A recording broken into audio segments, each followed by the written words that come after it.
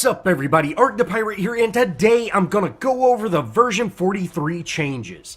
Now, I just spent a second walking around. I've actually been in here a few times, so I've kind of learned the layout a little bit, but I'm just, wow, they've done just a crazy amount of changes with it. It's almost like light versus dark or good versus evil. One side is like this menacing castle and the other side's this holy palace. It looks awesome. The towers are now like turrets, you can see here. Actually, just kind of go and dive the other turret so you can see how it actually fires. Now, it does put like a little laser out, kind of like it used to. But when it's targeted on a minion, you can't really see it. But when it's targeted on you, you can see that straight line.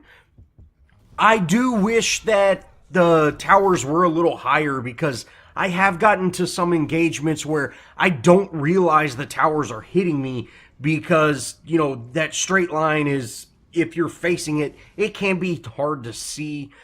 Another thing is the towers seem to do a lot more damage than they used to. I don't know if it's a change or if it's just because I've been tower diving it just to try to check it out. But it does seem like they do a decent amount more damage than they used to. Alright, now let's get into the build. I don't want to spend too much time running around and showing off everything. I'd love for y'all to go check it out, and, you know, I don't want to spoil anything. Now, with regard to camp positioning, there are now 4 jungle camps on the safe lane side of the jungle. You can see here I'm running past them all. And the amber link has been removed, and where the green buff used to be, they've now put a white camp, and the green buff now spawns where the amber link used to be. Now, I'm going to head over to that off lane side. It really hasn't changed in the sense of minion camps. You can see there's one where it used to be, and then one just right on the other side of the fog wall. It's pretty much the same in regards to the jungle camps. Now, how the minions spawn in is at 1 minute into the match, the first round of minions spawn in. And these will all be large minions.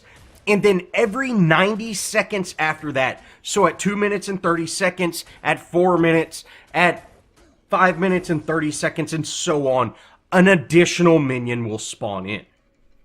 As you can see here, I'm just kind of hanging out, waiting for that minion to spawn in, and boom, there it goes. Now, I did take out this minion, and you can see the big minion spawned in. So, how the priority system works is the big minion takes priority. No matter what, the big minion will spawn in if it is missing. But if there's a little minion there, the little minion, or if there's a big minion already there, the little minion spawns in.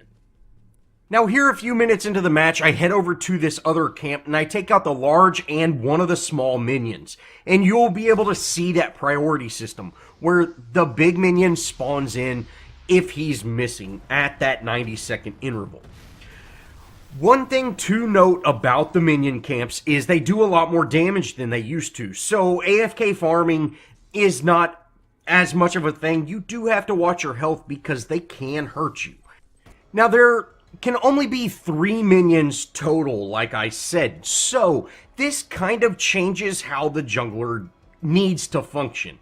You will have to wait 90 seconds for additional respawns, and that also means that your camps will be fully stacked at the beginning of the game at 4 minutes, which is how it used to be. But after that initial start, it will be 4.5 minutes, and then you have 90 seconds to clear out your jungle camps, which it used to be 5 minutes, and then you had 1 minute to clear out your jungle camps, so you didn't lose farm. So now you have a little more time to spend in the jungle camp to make sure you're clearing out these camps, which, since there is an additional camp, you probably will need that additional 30 seconds if you do plan on completely clearing out your entire camp.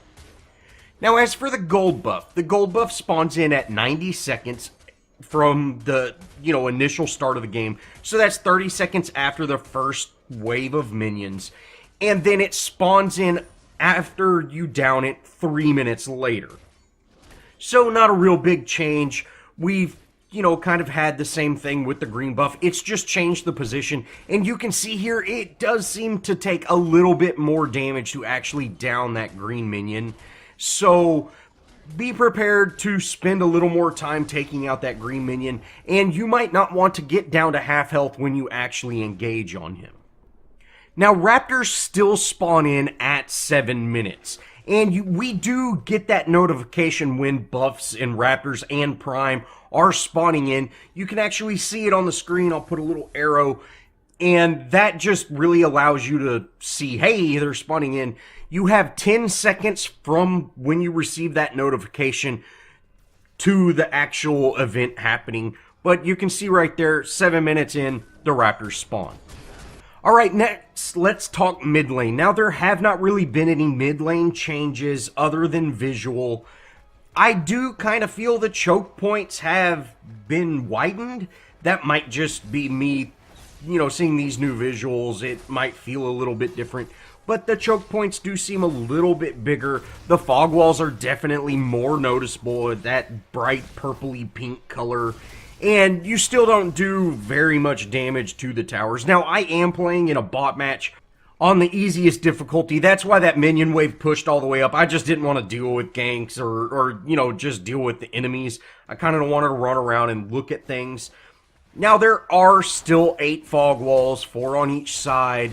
The stairs on the actual side of the map seem shorter.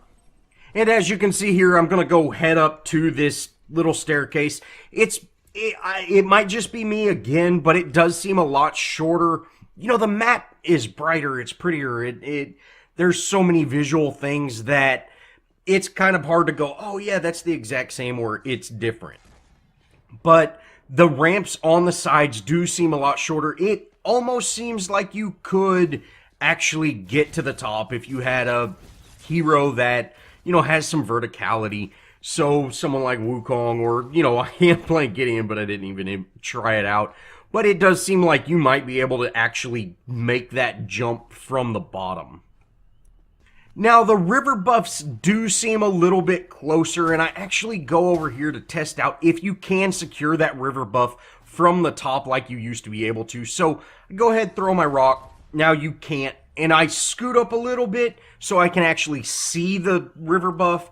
You still can't hit it. So you do actually need to be on the other side of this fog wall to secure that river buff, which that's how it used to be, or that's how it was in version 40. I think they changed it in version 40. But, previously you used to be able to take it out from the top. So they have removed that, and, that actually makes there more of a risk to pick up that river buff, and I gotta say, I do enjoy that.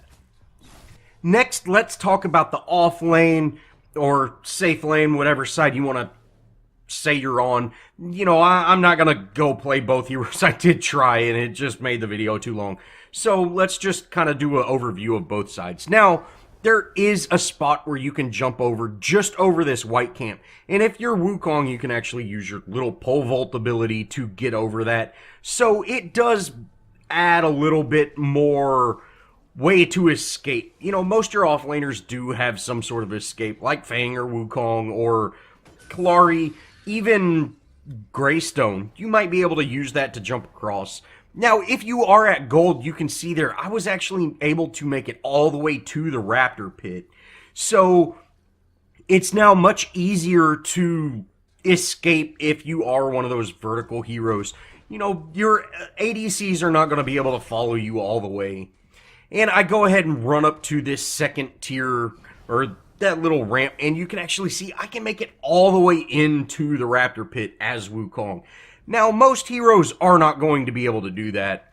I would assume most heroes that have just one escape, like Fang or Greystone, they'll probably make it to that middle mark, which is actually where I head right now, instead of actually being able to get that second evade once they're in the air.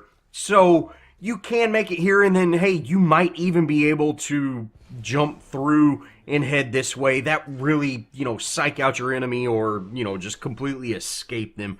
So, there are a lot of verticality areas within Paragon now. Now, the next spot that I really found, or the next verticality or, evasion spot I found, is above the river buff. Now, that has always been there for a select few heroes.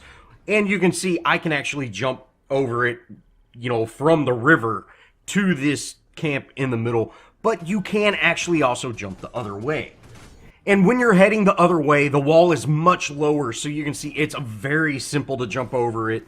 Most heroes that have any sort of jump will be able to do that. Your Gideons, your Greystones, your Fangs, the typical evasion heroes. You can see here, again, I'm able to make this jump and actually jump over. So you don't actually have to jump up, land on that ledge, and then wait for your cooldown and then jump back over. You can just fully make that jump, which is nice. Now, one thing I do, you see that yellow orb? They're calling it orange, but that's actually the black buff. So the black buff has now been changed to, I would call it yellow, but they're saying orange. So it's actually been changed. Now, I do head in, and Prime spawns a lot faster than he used to. He'd usually spawn at 10 minutes, but it took him 15 minutes to get down. He spawns at 10 minutes, and he lands at like 10 minutes in a second. You can see there, I was doing fine, but whenever he shoots those missiles off, I absolutely get evaporated. Which, in my opinion, is how Prime should be. Alright, next let's talk about the new cards. So you can see here there are 3 new decks, or 3 new starter decks for each hero. I'm going to go ahead and go through each of them just real briefly. I'm not going to talk about the cards. They're very different. I believe most of them have a few of the same common cards. Like, for instance, these 3 decks all have that Vampiric Blade. They're all death affinities. So there are some similarities, but you do have some options, and you can kind of base your hero and playstyle with a starter deck instead of just being forced to play, that one deck that wasn't very good. Now you can actually pick, hey, I like this deck better. If you see there that Kalari jump, oh man, that's awesome. Now, the last thing I want to talk about is the store where you can actually purchase cards. Now, you go to your collection, go to your cards, and any card that's grayed out, you can buy now. Now, I'm missing 3 total cards, and they all cost 75,000 rep. So, I will have to get on that low level account and actually see if it's different. But for the sake of this video, I'm going to say all these cards cost 75,000. Dune Winds, that Yami Guardian, and then I believe I'm missing one more plague. Yeah, that Withering Shadow. There it is. 75,000 rep. So, although that is a little bit expensive, you can now buy those really impactful cards. And that, that actually makes it a lot better. I still think that's a little pricey, and I really hope they add gems in. As you can see, I'm still missing my healing towers. I really hope that they add that in, but right now they haven't. Now, I did go to this gym page. They did say there's going to be a gym viewer or something like that, and I'm not exactly sure what that was. Pretty much looks the same to me, but, hey, that's just me. Oh, and before I forget, I did open up 2 chests. I did have 2 gold chests. I should have been saving them. But I go ahead and open these up, and you can see I actually get a gem. It's a duplicate gem. Doesn't do me any good. Same with this next one. They're duplicate gems.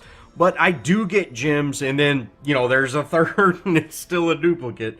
But, hey, no big deal. I actually, you are getting gems now, so I might have a chance to get that Living Towers or that Lifesteal gem, which will be very nice. I did go ahead and throw in a loot crate, just, why not? Got the Revenant skin, but hey, we are seeing progress with gems. Out of 3 chests, I got 3 gems, so they've definitely upped the amount of gems you will get. Well, that's going to wrap it up. These are the only things that I've really noticed in version 42. I'm sure there's a lot more changes, and I'll definitely let y'all know if I find them. But thanks for watching, guys. If you enjoyed, show me some love. Leave me a comment. Think about subscribing. And as always, I'll see y'all in the next video.